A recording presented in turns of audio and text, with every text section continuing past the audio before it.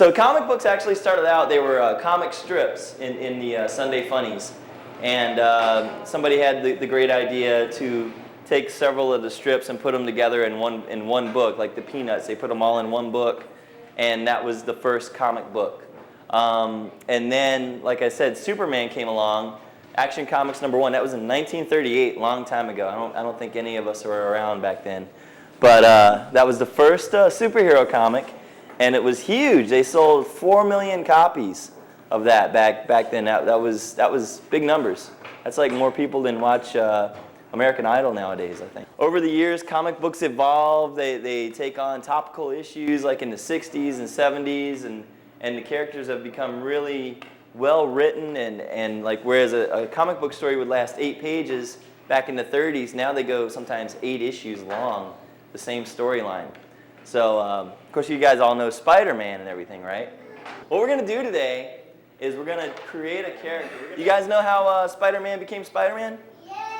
Spider-Man was bit by a radioactive spider, and it gave him the powers of a spider. Now, a spider is tiny. They can lift like 5 times their weight or something. And Spider-Man, of course, is big, and he can also lift 5 times his weight. He can stick to walls. He can do all this stuff. When Spider-Man first got his powers, he didn't use them for good. He was a wrestler. He used his powers to make money for himself.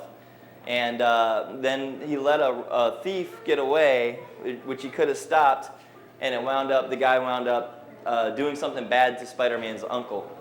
And Spider-Man learned an important lesson that day. He learned with great power comes great responsibility. We're going to create today, kids, Mighty Strong Man. And I would imagine Mighty Strong Man's pretty tough, pretty strong. What can Mighty Strong Man do? He can stick to walls. He's a little bit like Spider-Man, but that's okay. Pick things up. He can fly? Okay. And he can fly. Okay. He fights what? Bad guys, right? Big boxing gloves on Mighty Strong Man. So now we know Mighty Strong Man, we know his powers, we know he's a good guy. Talk to animals, Rafi. Mighty Strong Man is a vegetarian.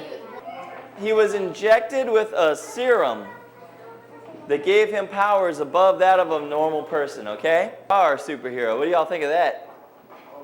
Is that exciting? You've seen comic books, right? Tell me what comic books look like to you guys. They're like little squares, right? Little boxes, right? You know, and they tell a story within a box.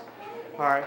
And comic strips and newspapers, when you get to your LA Times on a Sunday to look at the movies or whatever, read the articles, and you look at the comic strips, you see little comic strips and little panels, right? Okay. We call those panels, by the way. In animation, what we do is before we actually animate the drawings, we have to tell the stories in little frames, okay? You have to ask yourself as to how you make your character believable and how you can tell stories. You ask, where did he come from? How did he get his powers? Why is he there? And everything else. Now I'm going to explain to you guys the rules in comics, okay? And I'm going to do it in 3 easy lessons, okay? Comic books, movies, television is all used in this with this little format, okay? This particular frame or panel, right? You want to explain something that's happening in the scene, right? Let's just say we want to tell them where they're at, okay? I'm going to say this is a city, okay? This is Metropolis, okay? Yes. It's daytime. Here's the sun, okay? This is what we call an establishing shot. It's basically an image is to you let everybody know where everything is at. We are in a city. It is daytime. It's a bright, beautiful day, and the sun is shining on the city and everything. The next lesson, we want to move in a little bit closer into the city, right? You know, okay, now that we know that this is Metropolis, let's just say, where are we at in Metropolis, okay? There's a person sitting there, now standing on the street. No, well, not on the street. Let's just say it's a sidewalk, yes, because it's safer to be on the sidewalk as opposed to on the street, okay? And we'll draw a car over here. We'll draw a side of a building, and then we'll draw another person, okay? Let's just say a family. We got a father, we got a mom, and we got a little kid here. All right. Okay, this establishes the people that are in the city, right? This is what we call a medium shot because it's a little bit closer from the establishing shot. It tells us who these people are and where they're at. So it's a little bit closer than the establishing shot. To get to the final lesson, okay? Establishing shot. medium shot, okay? We want to know who these people are, right? What we do is we move a little bit closer, okay? This is the mom. Here's the dad. Here's the kid. This is what we call a close-up.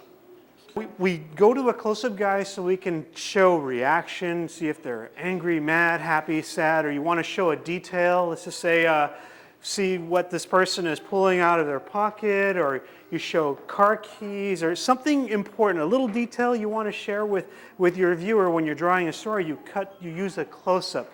Now I was going to show you another extra lesson. Let's just say you want to show something even more super important, okay? The close-up of eyes to show a reaction, right? This person is, I don't know, he's worried. Yes, oh, I'm worried. This is what you call an extreme close-up. Okay, extreme close-ups are used just for those very special occasions when you really need to like concentrate on one single image, okay? And these 4 lessons, that's all you need to tell stories. You can go watch television right now, go see movies, and then if you notice, if you remember anything from what I'm telling you guys right now, we use these formulas all the time, constantly. From here on, you will always know that when you watch television, you'll see establishing shot, you'll see a medium shot, you'll see a close-up, and then sometimes they might even cut to an even closer close-up called an extreme close-up. People like to use circles, say cylinders, sticks, of course. I like using one extreme line sometimes when I like to draw. Believe it or not, when drawing the face, okay, I start off with an eggshell, then I say I cut to the medium part right here, right? Okay, I add one eye here, okay. Then I remember there's the space between 2 eyes, okay, is the equal of another eye. So I kind of pretend draw that there's going to be an eye right here, then I start with another eye over here. So there's your distance, okay? All right. And then I go down 2 eyes, and then I draw the nose. Okay, then I go down 1 halfway, then I draw the mouth. Let's make this person laughing. Yes, why not? Woohoo! Okay, we'll draw some teeth. Those are the rules to drawing a face. Remember, there's the distance between both eyes is the equal of 1 eye, then go down halfway, and then you draw the nose, and another halfway, and then there's the mouth. Okay, let's design Lady Strongwoman, okay? Or you want, let's start with yeah, I like hairstyle, so, you know, sweetie. I'm taking your hairstyle right now. Okay, well, definitely she's going to need eyes. I agree, because, you know, it's kind of weird if she had no face, right? Okay, we'll draw her nose, and then we'll draw her lips. Yeah, there we go. Kind of tucked in cape, Mike. What do you think?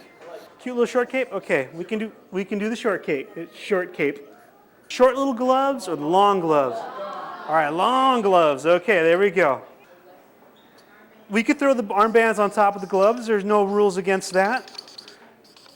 There we go. Most superheroes like station identification, meaning they like to put a little symbol or some kind of a drawing or something that represents who they are, usually on their chest or on the back of the cape.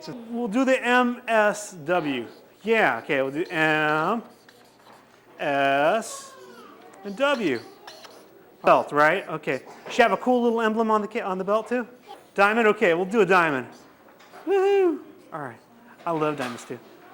There we go. And it shines too. All right. Cool.